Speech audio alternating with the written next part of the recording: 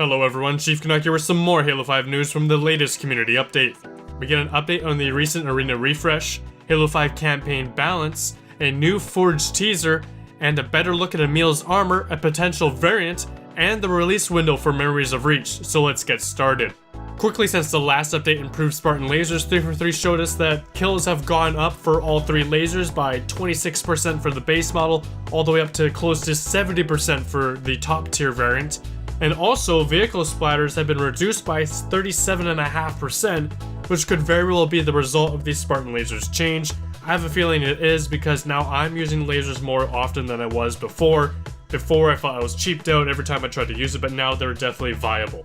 Speaking of changes, 343 is also working on the following upcoming items.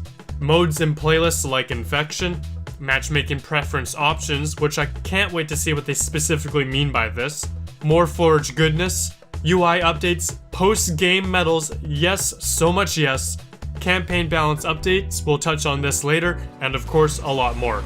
If you somehow didn't know, the Warzone Firefly beta is well underway and has also been extended from April 18th to the 19th because of server issues when it launched.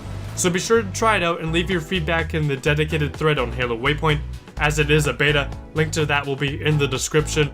I will be making my own kind of feedback and impressions video about the beta once it's over with. I just want to make sure I have enough time to try it out because it is random with the types of bosses and encounters you do face in the beta. I know there are some bosses like Tank Master Rock that I just haven't experienced on Escape on Ark and I want to try that out. Infection is on its way with Memories of Reach, the next content update for Halo 5. Multiplayer and art teams have been prepping the mode and maps so they're ready to deliver the 12-player survival game. They're playtesting both 343 made and community made maps. Onto a Forge teaser from which we can obviously see we're getting a biohazard decal, which is perfect for the upcoming Infection release. Dead bodies, again, great for an Infection themed map. Possible wall textures, and this weird blue aura which looks like it's straight out of the upcoming Ghostbusters movie, so it might be better off in Halo 5. Just saying. With Ghosts of Meridian, a bunch of arena maps received some updates, mainly weapons on the map. I really like some of these changes and how they've changed how the maps play. 343, however, did push another update to a few maps in the Team Arena playlist since then. Coliseum Assault has had their binary rifles removed, Sniper and Rockets have swapped locations, which will be interesting to try out, and the Suppressor has moved to the bottom of the grav lift.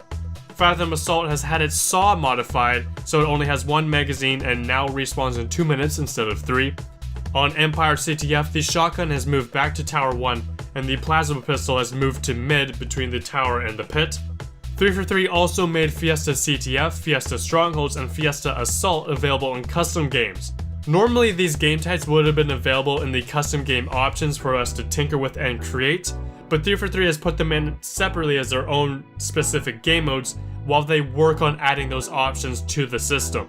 Next up, Halo 5's campaign will be receiving some big changes and tuning that mainly addresses the difficulty.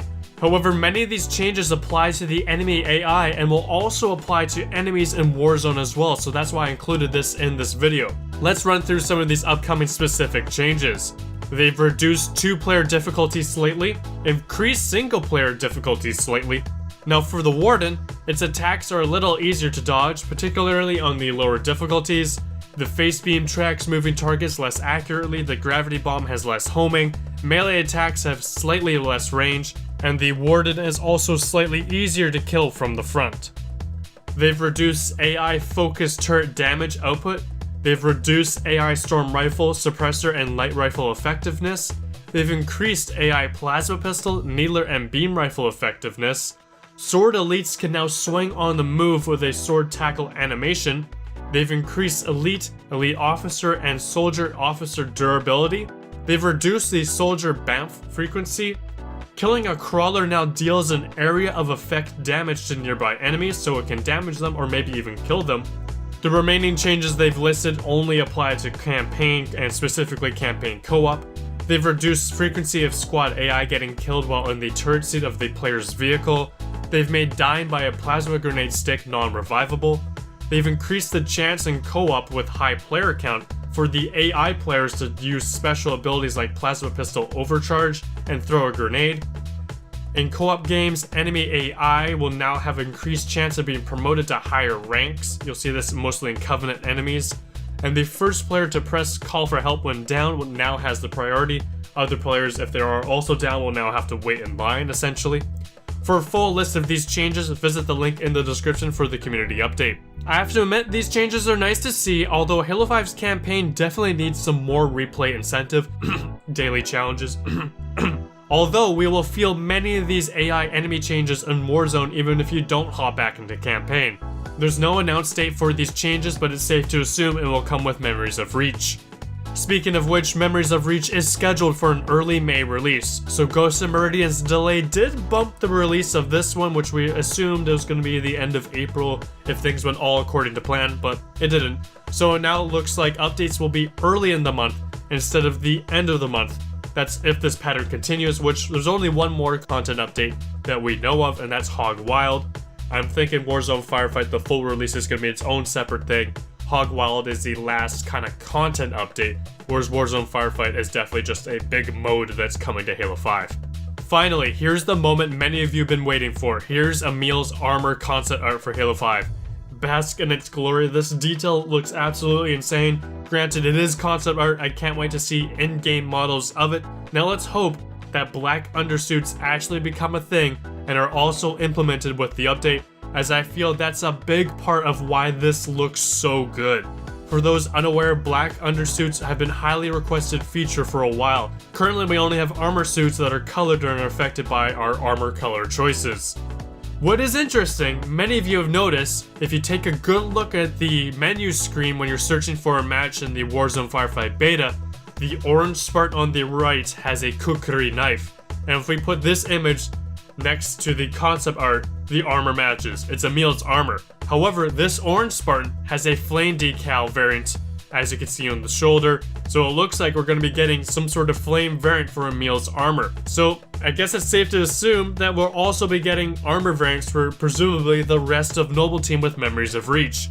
So perhaps we might get Kat's robotic arm as a variant, which I suggested in my teaser breakdown video. If you don't know, if you look at the teaser, she has a regular arm, no robotic arm. Now I'm really stoked to see what 343 has in store for armor with Memories of Reach. And with that, that's all I have for today and from the latest community update. Now let me know in the comments which armor set from Noble Team you're looking forward to the most. Hope you guys enjoyed the video, thank you for watching, be sure to leave a like and subscribe if you haven't already for more Halo 5 news and content. My name is Chief Canuck and I'm signing out.